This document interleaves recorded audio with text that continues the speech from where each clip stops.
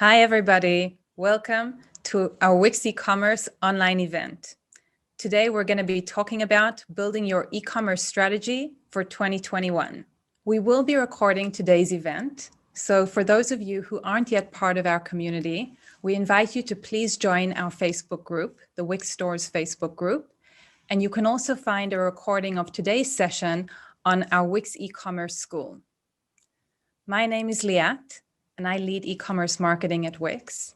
I'm very excited to be the host of today's event, and I welcome you to connect with me on Twitter, and I'm happy to answer any questions that you have there too.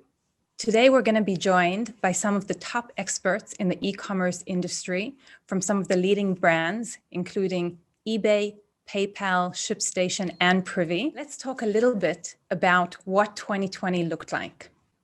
So 2020 was a year that pushed brands and businesses to adjust and adapt in order to survive and thrive.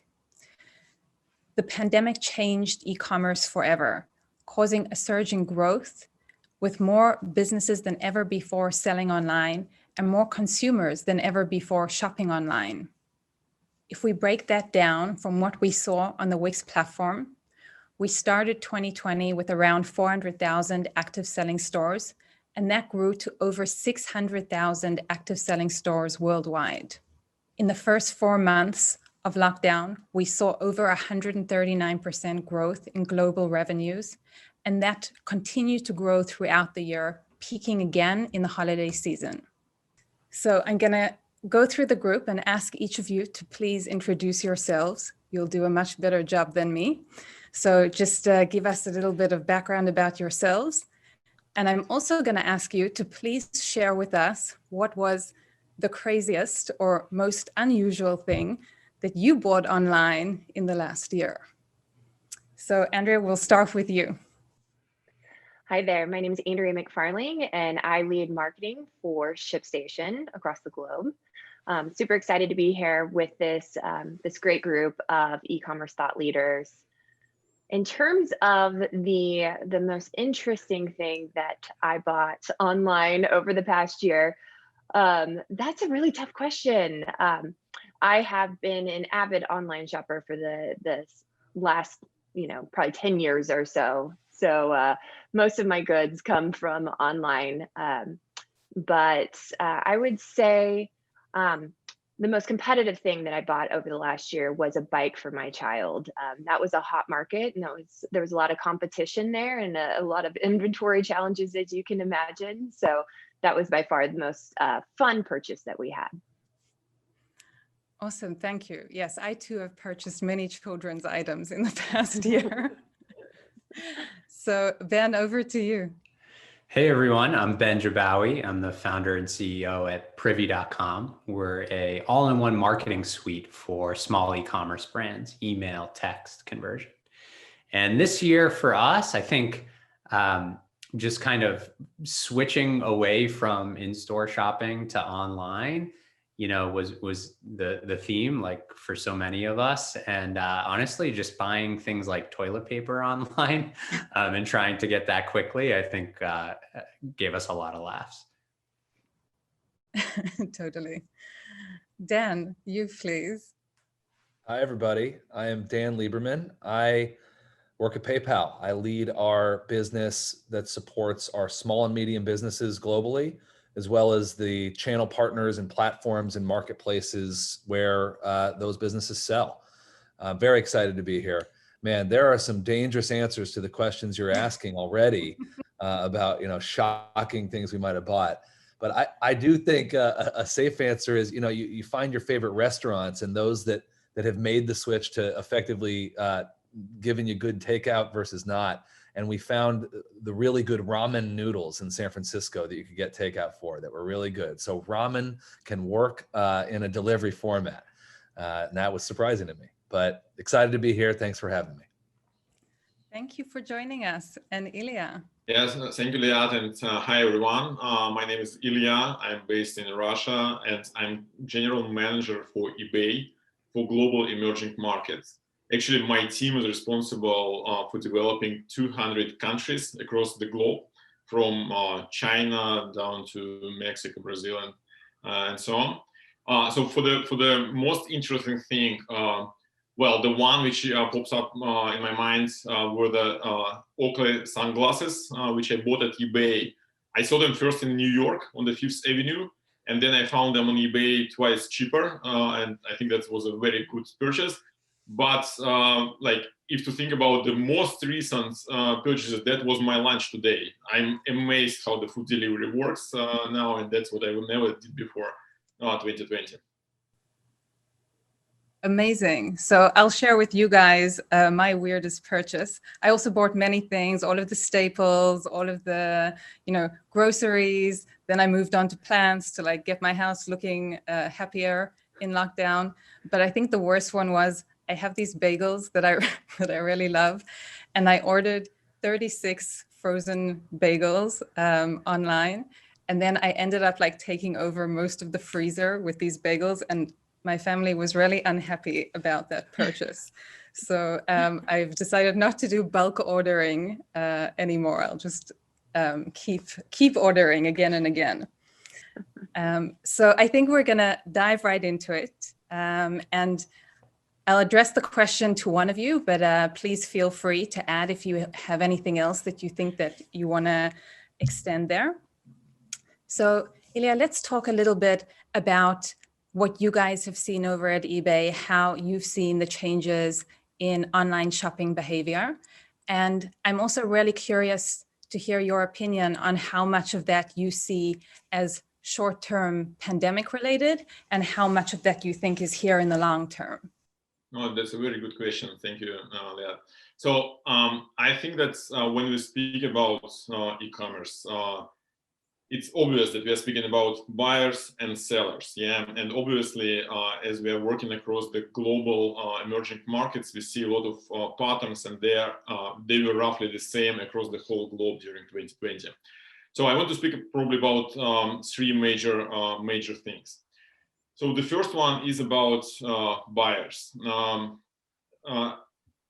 What we saw in 2020 is that the market, and that's not unique to any market, most of the markets across the globe, they made what I call a quantum shift from where they were into where they are now. We see huge amount of buyers coming into the e-commerce, and if we speak about statistically, US market shifted to a year and a half in advance to what everybody forecasted. In the more emerging markets, for example, Russia, we saw a shift by 3 years. So basically, we are now at the levels what we expected to have in year 24. At the same time, it's always a question like, will this shift stay? Will these buyers stay, or will they go?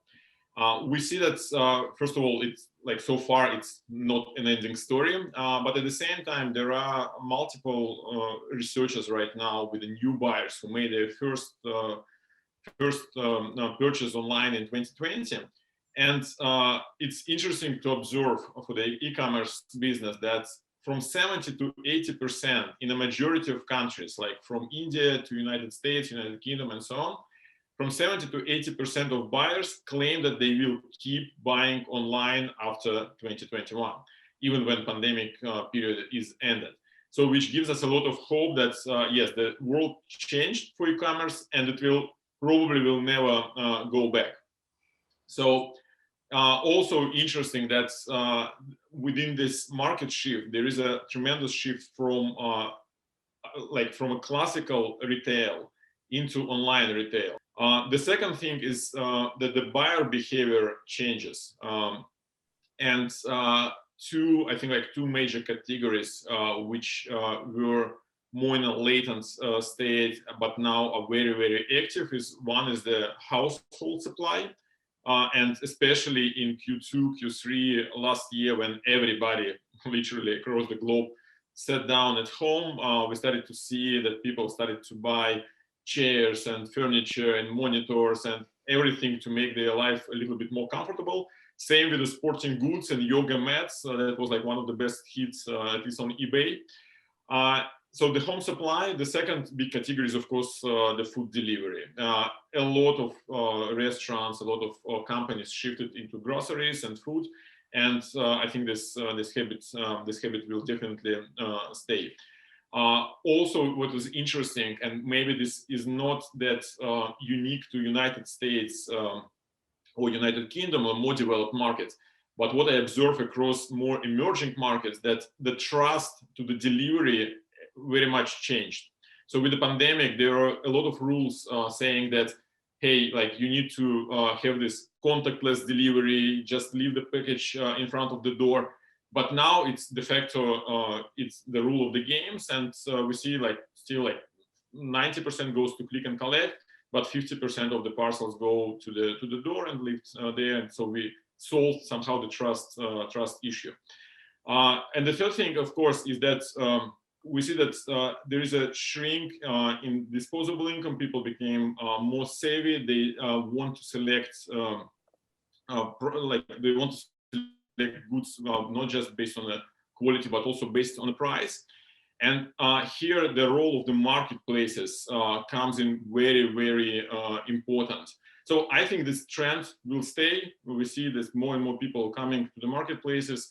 And I think like if you ask me like one advice, like one message to the SMB population and businesses population around the globe, this is not being on a global marketplace is not a considerable strategy. It's already a must-have strategy, and from there you can develop into more granular strategy across being like in a specific market with specific deliveries. Right. So I think probably all of us have seen this massive growth over 2020 year on each of the platforms, with so many more businesses and sellers moving online and changing the way that they work and do business. And as you said, Ilya, I think a lot of that in 2020 was that, reactive mode that businesses had to just adapt to survive. They had to figure out what they were doing to keep functioning and doing business and figuring out what that looked like online for them. So I don't know if any of the rest of you have an opinion here about how this carries forward with us, what you think shoppers keep doing when hopefully life gets a little bit more back to normal and there is the option to go into a retail store or into a brick and mortar and shop again.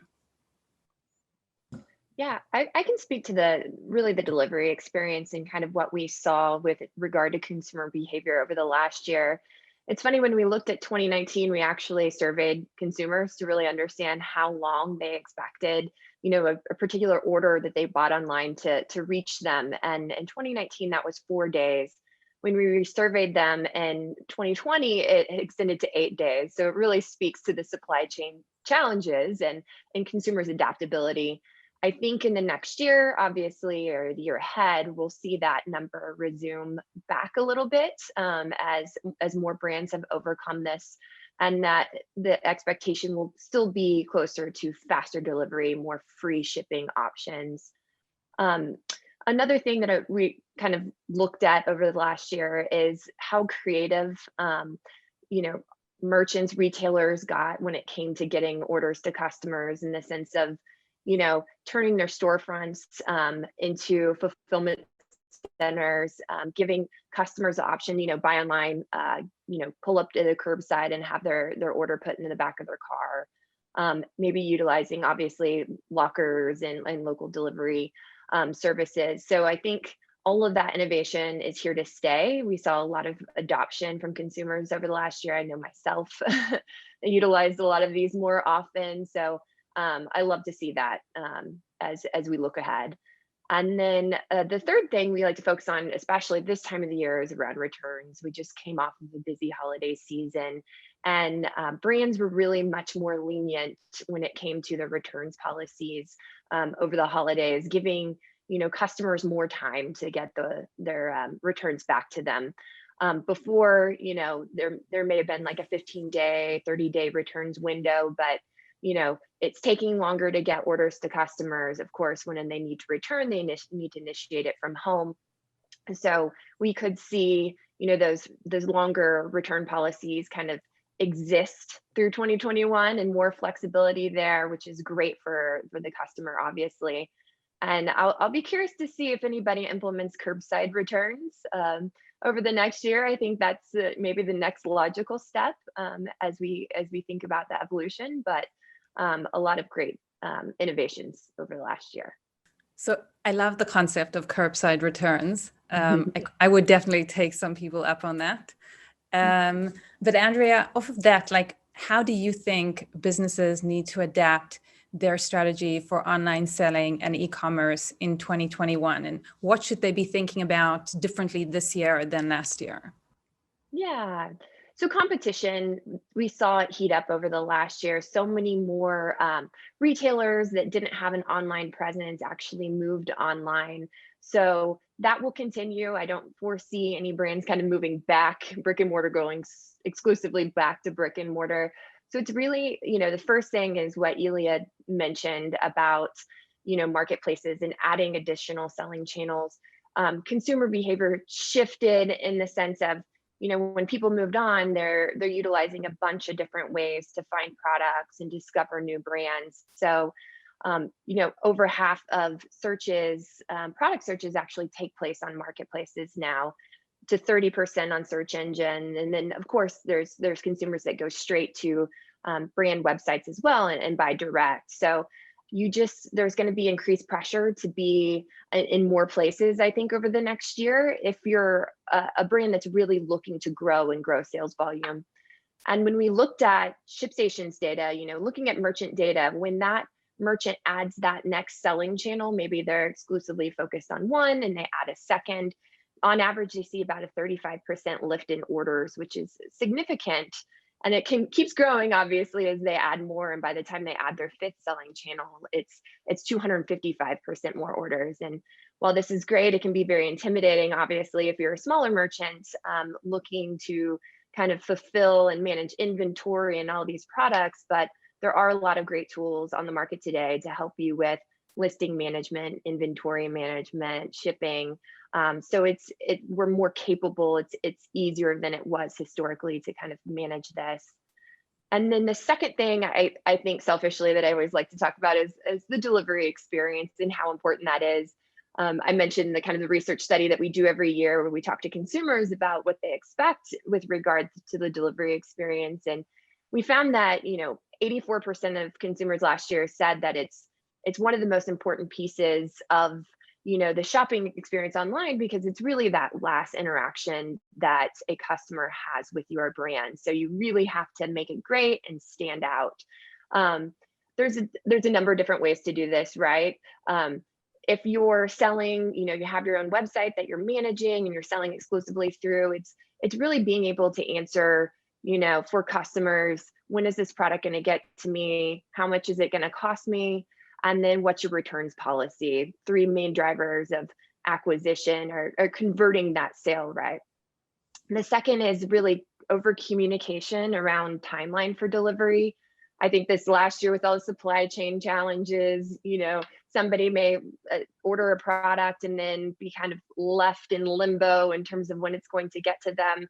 So there's a lot of great tools out there that can help you provide those real-time updates and expectations on delivery. If there are challenges with a carrier or something's delayed, making sure that the consumer really knows that when the product is actually going to arrive, and it just helps with that brand experience, right?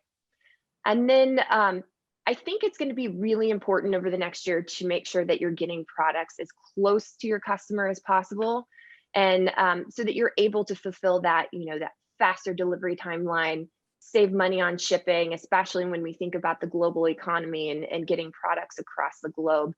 And, as we look back at 2021 or 2020 and ahead at 2021, there's a couple of different areas that I think there's some innovation. The first of which is kind of this concept of micro fulfillment. And we saw, the big box retailers really kind of converting part of their storefront into little fulfillment centers so that they can get products to nearby customers faster. Smaller merchants can do this in the same way by utilizing smaller kind of fulfillment centers in really densely populated areas. The second would be fulfillment networks. Merchants, of all sizes can take advantage of fulfillment networks to really make sure that their inventory is, warehoused closest to their end customer, so they can get those orders to them faster. And then drop shipping, which obviously works for some sellers. Maybe you can work directly and pull inventory from a wholesaler and completely opt out of really having to be part of the fulfillment process, because those orders are actually being fulfilled by a third-party drop shipper. So I think in the year ahead that we'll see a lot of focus there, and it's just going to continue to grow for that fulfillment piece. I think that's really interesting. I think definitely this year posed so many challenges this past year in terms of supply chain, and certainly how you're getting those orders out, and dealing with the really swamped shipping providers who were dealing with all the growth too, and really everyone trying to use the same providers to get their goods out. And I think that one of the things that's been interesting for us to see is certainly, for example, in the UK, with changes coming up there with Brexit and additional changes coming in, that really takes that like micro fulfillment conversation to a whole nother level. So I agree with you. I think it's super interesting. Certainly a great way to improve customer service and time to delivery. So it will be great to see what brands and businesses are able to do in that area this year. And I'm going to segue from there, Ben, to you, kind of going off of that customer experience discussion, and talk a little bit about D2C, so the whole direct to consumer approach. And, I can even say from the Wix side that this year we've seen more businesses than ever before adopt a D2C approach. So I wanted to hear a bit of your thoughts on how important you think that is for e-commerce businesses, and also how you recommend they invest their marketing resources this year. Yeah. I mean, this was a huge year for us. We saw over 50% growth in new installs of Privy, and those are all founders or hobbyists or scaling businesses that sell directly through their own store to the consumer. And I think a few trends we saw this year, and then I'll speak about the power of the direct channels. We actually saw like what were hobbyists that, maybe they were doing $1,000 a month on the side. Maybe they got let go of their full-time job this year. And we saw a lot of those kind of hobbyists convert into full-time. And then we saw a whole bunch of new stores coming online, a bunch of which were kind of selling exclusively through marketplaces and wanted to kind of grow through some of their own direct channels, like their own site. And so, it was a really big year. I think, everything that we do is about empowering these small brands to build direct relationships with customers that they own. I'm a firm believer in you need to be selling anywhere where your potential customer is, and that includes the marketplaces.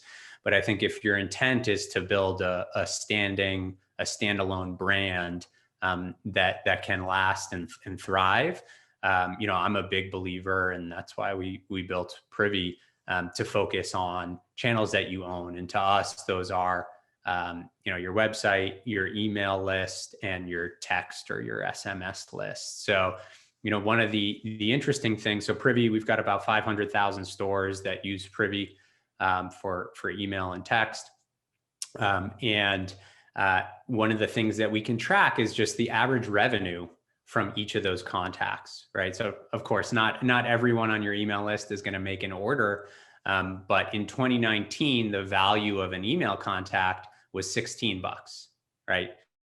And in 2020, with everything that's happened, we saw the value of an email subscriber go to $33, right? So almost double that value in terms of average revenue from a relationship that you own.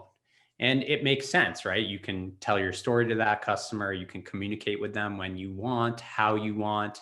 You can meet them in their buying journey through automation. There's so much power that you can unlock through owning that direct relationship with the customer. And, I think 2020 really proved that out.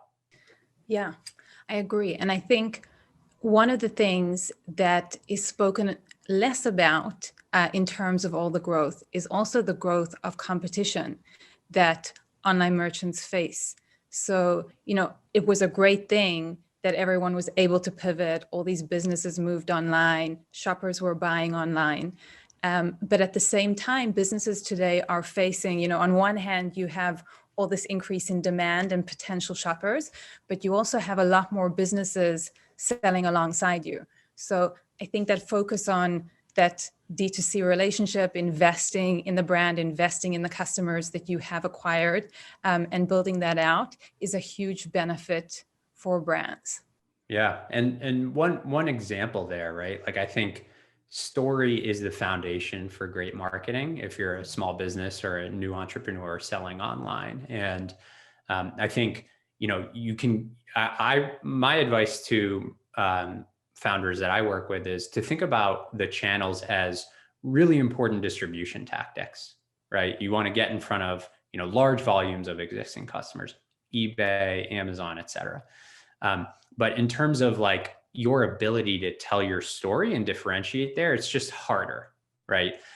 Versus if you're building your own customer database, your own community, you can be telling your story at every turn, right? On your site, through your cart abandonment emails and your monthly newsletter. Like when you launch new products, there's so many opportunities to regularly weave in your why and remind people why you're different and why they should be buying from you versus other people. And I think the founders that understand that go direct, that focus on building that owned customer list, and really weave that story in are really the ones that are seeing tremendous growth through the direct channels. Right. And I think off of that, when we go back into this potential hybrid model where businesses are able to return to their brick and mortar, I think that data that you have about your customers, whether it's in store or online, and making sure that you're really able to track that full experience is so important. So I don't know if you have any thoughts about how you recommend for businesses to approach that connection back to retail when hopefully they get there. Oh, totally. I mean, think about it. When you have the transaction data, when you have the browsing history data, you're picking up on stuff like, where is this person? How regularly do they engage? It's going to give you ideas on, oh, maybe you want to test the waters on retail and you want to launch some pop-ups so you can look for, within your own customer base on where you've got geographic focus from your existing customer base, right?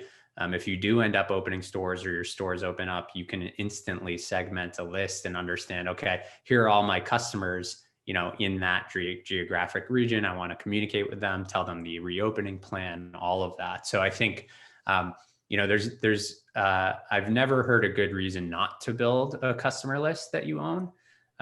It's just kind of like the gift that keeps on giving. Mhm. Absolutely.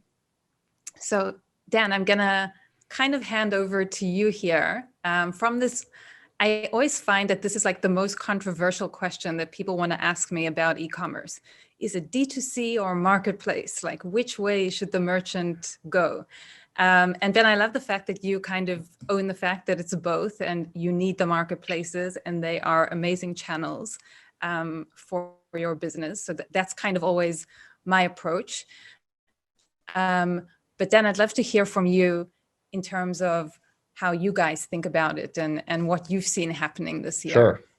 I think I am largely aligned with what everybody said around the growth across all of these channels, but more than that, just the compounding of any individual seller's opportunity to grow by multiplying their own sales by hitting many channels at once.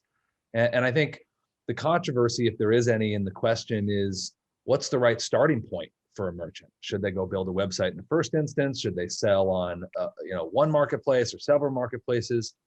And what I am so excited about, our whole ecosystem, this whole world, is it's still evolving. It really is changing every day and in different ways, in different verticals, in different types of industries.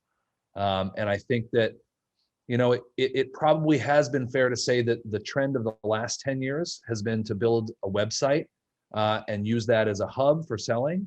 And of course, with big marketplaces emerging, there's some types of businesses that have been very marketplace centric amid that. But I think that as we go forward, you'll see greater comfort in experimenting in one starting point, but speed in expanding to others if that starting point either works or doesn't. And it's the ease of that choice that's becoming so much more frictionless and not technical for a seller to make that choice in the first instance. And so they really do have this different menu of options to choose from and as to how to get started. But I do think that what everybody's saying here is really important, which is the general trend is, and the data supports it clearly, that if you're seeking to grow your business and build a real business, not just a hobby type operation, multiple channels are the answer. That is the key to growth. And relying on only one, either because it's the most cost effective to you or only one because it's a good center for demand generation, is a recipe for limiting your growth. I think it was Andrea that mentioned some data about the incrementality of sales that happens when you add that one new selling channel, and then the even greater incrementality when there's 5. What that proves is, I think also Ben made this comment too, there are unique shoppers in these unique channels. They're not going to just meet you where you have product. You have to go meet them where they exist. And so I think as you seek to scale, more channels is likely to be better. There is going to be a question about, well, how many apps do we want on our phone? How many channels do we sell through? What's the kind of efficient frontier of that? And I don't have a strong point of view about that, but the answer is more than I used to think. And where that really comes from is I am fascinated by the trends around unique marketplaces that are popping up that sell to unique buyers. And it's more surprising to me than the evolution of large marketplaces that we can name, and eBay of course being one of them. But these more niche players have really come out quickly and gained a lot of demand. And what it shows is there's an affinity there between a buyer and a seller that you can really speak to, and you can find some common ground that makes it even more of a powerful story to tell. Ben, like you were saying, I mean, some brands, they'd rather be in that unique channel as a specialty item than be on one of the biggest marketplaces where you can find 50 different competitors. So I think those choices and that way that we see sellers evolve in those different ways, it's going to be more diversity in what we see than just one model or another. Absolutely. I think one of the other things I really wanted to pick your brain about, Dan, was what you think about the diversity, I think, of payment methods, and also how much shoppers' expectations are changing around that. So, I think one of the biggest requested areas and methods in 2020 was everything to do with installments and the ability to pay over time. And, obviously that's relating to the situation that the world was in and people's financial situations. So, how do you see this affecting businesses and, how quickly they have to adapt to these changes? Sure. First, I think we can talk about just accepting payment methods that consumers want, and then the specific trends there, some of those pay later trends that you mentioned. Mm-hmm. I think on the first point, the simple answer is just like the channel story that we're saying, you need to meet customers with the way they want to pay and the way that they want to remember that payment so that they can have a frictionless experience. And so you need to provide basically every choice that your customers could reasonably want, but you have to do it in the simplest possible way. 10 years ago, there wasn't a simple way to accept, ACH payments in the US and also the local debit scheme in Sweden, Swish, right? There was just no way to do that unless you went and had all these different technical pipes into your platform, and that's no longer true. You can work with providers like PayPal to have a one-stop shop for all those payment types, and you can take advantage of the intelligent data that exists behind consumer shopping behavior to know what payment types are most relevant to present in certain geographies and to certain consumers. But of course, there's the simple technology of, and then make sure that you have the capability to remember that person's preferred payment type, so they don't have to re-enter it over time. Marketplaces will do that for you, but on your own website, that is something that some merchants don't yet take advantage of, and it's a simple but important tool. So holistically, give your customers choice. But what we're seeing in those choices are some very interesting trends around what some people call buy now, pay later. And there are several different providers out there that are offering the opportunity for a merchant essentially to either get paid everything now, but the consumer can split up payments over a set number of terms, or there's some other nuanced versions of that. But essentially, merchant gets paid now, the consumer can split up the payments. And what I think it illustrates is, whether you conceive of this as credit or not, which is a slightly controversial angle on it, it's the power of giving consumers the leverage to buy more than what they want to pay for all at once. And the need for that is something that exists in every economy over all history of commerce. And what I find fascinating is the way that there continues to be innovation, and that there's still relevant new experiences that can be built. And what I think you see in PayPal's Pay in 4 option, as well as the many other providers that are out there, is there's a better experience that's been waiting to be shared by consumers. That's a simpler way of understanding the cost of those payments. And that's a really easy way of repaying it. And all of those things come together to be somewhat disruptive to what some people might think of as a staid old credit industry where you're helping consumers finance things. And you're really bringing people in, especially a younger generation of buyers who actually have a bit of a generational question about traditional credit. And they're not sure whether that's right for them. But now they're learning about borrowing or spreading payments out in a way that's much more accessible. My belief is financial services are a powerful thing for economies, that they aren't, villains of any kind, and that they're helping build an economy and helping consumers improve their lives. And I think these innovations are just going to continue. I think you'll probably see different winners emerge in different markets. You already have seen that. And it feeds then into the importance of maybe not relying on just one option. That if you're a seller that's really looking to grow and especially be relevant in many markets around the world, that finding a payments partner and a platform partner that can accommodate choice for your customers is the real key there.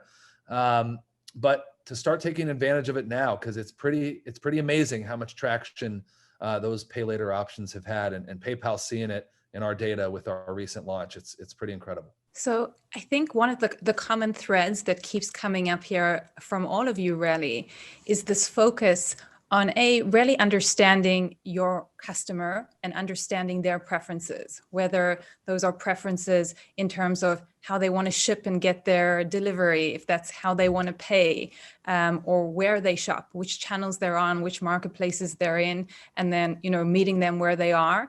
And that will extend back into the brick and mortar. I think for me, the big shift when I think about 2021 is that people will still want to shop online, and they will still want to shop in person and in brick and mortar. You just want to shop where you want to shop, when you want to shop. And the expectation now is that every brand and business will meet you where you want to be. So I think all of this focus that everyone's talking about really diving deep into that and putting that focus on understanding your customer, and then making sure that you have enough choices and enough variety for them, is an amazing theme for 2021. So, really going deeper on that e-commerce strategy, if we're shifting away from the world kind of having to everyone shift and just get online, and now how we deepen those experiences and really focus on giving customers a great customer experience online, the same way that you would if you were selling in a brick and mortar. So I'd love for each of you to maybe share, as we get ready to wrap up here, share your best advice or tips for 2021, and what you think merchants can do to succeed this year and grow their business. So Well, Andrea, I'd be happy to start. Sure. And I wanted to actually add something to what you said and to make a connection. I think we're seeing clearly that we've made that jump to a lot of businesses coming online that weren't before.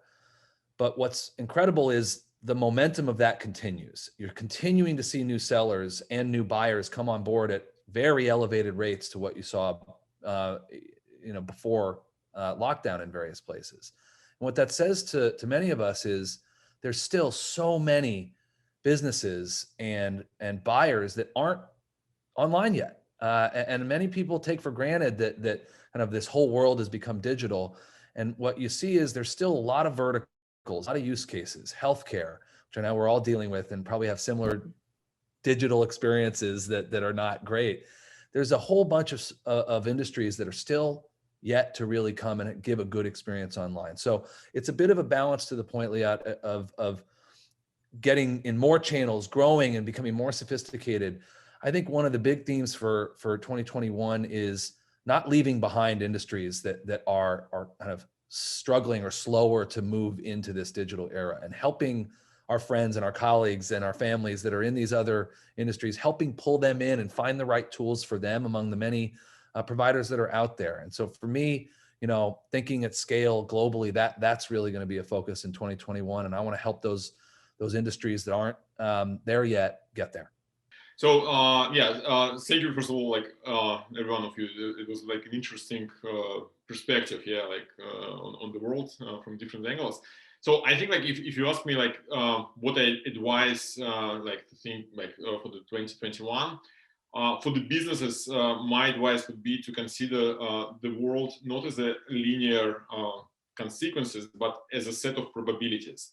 And to point on what Dan and Liat you built on earlier, regarding the distribution channels, should I be on marketplace? Should I be with my own store? Should I have a direct to consumer? I think if to put it very simple, I would say try all of that for your business and see where the probability goes. Yeah, because you never know. On eBay alone, it's more than 182 million buyers. Sometimes there are very weird cases that somebody from Texas in the United States won't a purchase from Brazil. Yeah, you never know. I love that, Ilya. And I think, for all of us in e-commerce and certainly where we think about marketing, it's an endless game of testing and optimization. And, a channel that might work great today won't necessarily work 6 months or a year from now. So I think it's also something that businesses need to just accept as part of, the road. And you need to constantly check where your customers are, test what works, and adapt as you go. So I love the probability theory. Ben, did you want to add to that? So I'm a big believer in multi-channel. I really am. The thing that I like to coach new entrepreneurs on, though, is any one of the channels that we've talked about today, marketplace, email, text, direct to consumer, it doesn't matter. Choose a single channel, because if you spend the time to kind of focus on a single channel, any one of the channels that we've discussed today can get your business to $1 million in revenue. It really can.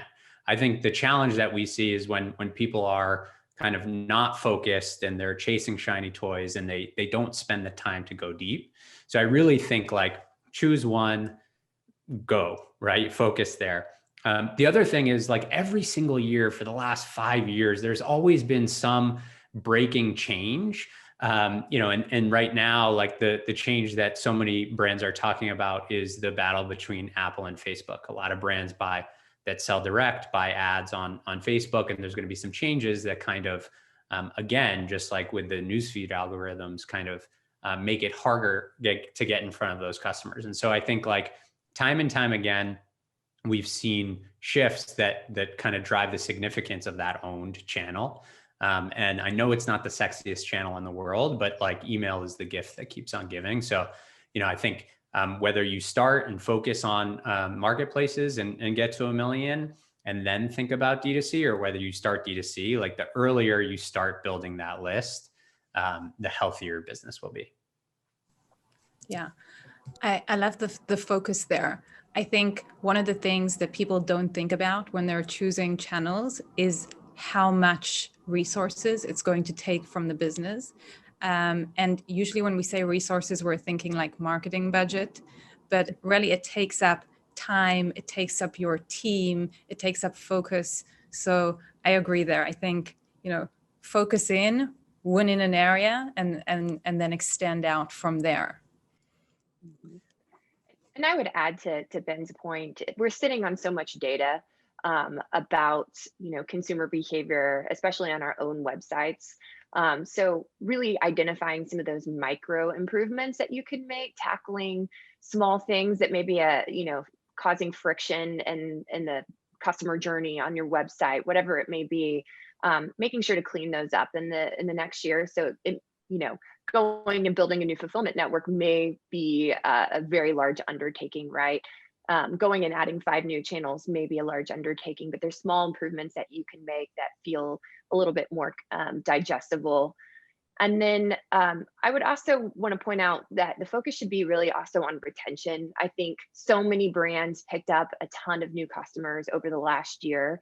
And while we want to focus on growth and acquiring as much market share as we possibly can, it's important to pause and look at the customers that we have and what can we learn from them, what makes them unique, and figure out ways that we could get more from that existing customer base, whether it's through a revamp of your loyalty program, starting a subscription model. There's a lot of different things that you could play with around retention that is certainly worth a consideration for the year ahead. Yeah, I really love that. I agree. I think we spend so much time and energy and resources on acquiring customers. Mm-hmm. And of course, the sale is great, right? For any e-commerce business, making a sale is great. But like the long-term benefit is really your ability, not just to make that one sale, but to continue earning from a customer for a lifetime. So putting in that investment and thinking about that long-term relationship is so important. So first of all, thank you all for joining us today. We really, really appreciate the time. And I think we'll just wrap up for all of our viewers today and say that we know that 2020 was about just shifting, adjusting, adapting, and surviving. But e-commerce is here to stay. So whatever road you're choosing for your business, having a strategy for 2021 is important. Putting in the time to think about a plan, think about your focus, think about what's next, what's right for your customers and for your business is going to be a huge benefit to you. And we hope we were able to help you think about that today. I remind you again to please join our community, our Facebook group, and also to follow our Wix eCommerce School. You'll be able to see this recording as well as other sessions and sign up for future events. I'd love to hear more about your e-commerce strategy for 2021. So please share with us either in the chat here or drop me a line on Twitter. I'd love to hear what you're up to, your thoughts and plans for the year ahead. We wish you all a lot of luck and thank you for joining us today.